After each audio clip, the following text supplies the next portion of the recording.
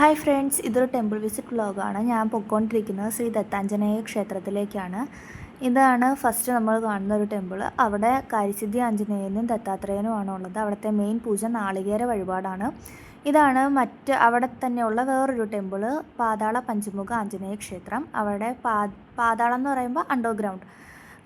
അത് അണ്ടർഗ്രൗണ്ട് പോലെ താഴത്തേക്ക് ഇറങ്ങി ചെല്ലുമ്പോഴത്തേനും ഹനുമാൻ്റെ 5 മുഖങ്ങളുള്ളൊരു സ്റ്റാച്ചു ആണ് അവിടെ ഉള്ളത്. അവിടെയൊക്കെ ഇറങ്ങി ചെല്ലുമ്പോഴത്തേക്കും ഭയങ്കര തണുപ്പും ഭയങ്കര ഒരു പോസിറ്റീവ് എനർജിയൊക്കെയാണ്. എനിക്കവിടെ കയറാൻ ഭയങ്കര ഇഷ്ടമാണ്, നല്ല രസമാണ്. അവിടെ നിന്ന് ഇറങ്ങുമ്പോൾ തന്നെ നമുക്ക് എന്തോ ഒരു എനർജി ഫീൽ ചെയ്യും. പിന്നെ എനിക്കും എൻ്റെ അച്ഛനും അമ്മയ്ക്കും മെയിനായിട്ട് ഈ ഒരു അമ്പലം ഇഷ്ടപ്പെടാനായിട്ടുള്ള കാരണം എന്താണെന്ന് വെച്ചാൽ, ഇവിടെ മിക്ക സ്ഥലവും ഗാർഡനാണ്. ഭയങ്കര ഒരു ഗാർഡൻ ഏരിയ, ഭയങ്കര പോസിറ്റീവ് എനർജിയൊക്കെ തരുന്ന കുറേ ചെടികളുള്ളൊരു സ്ഥലമാണിത്. ചെറിയൊരു പാസേജ് പോലെ ചെന്ന് കഴിഞ്ഞാൽ നമുക്ക് നല്ല വ്യൂവും കുറേ ഗാർഡനൊക്കെ ഉള്ളൊരു സ്ഥലമാണ്. അങ്ങനെ ഞാനും അമ്മയും അച്ഛനൊക്കെ തൊഴുത് ഗാർഡനൊക്കെ ഒന്ന് എക്സ്പ്ലോർ ചെയ്യാനായിട്ട് ഇറങ്ങി.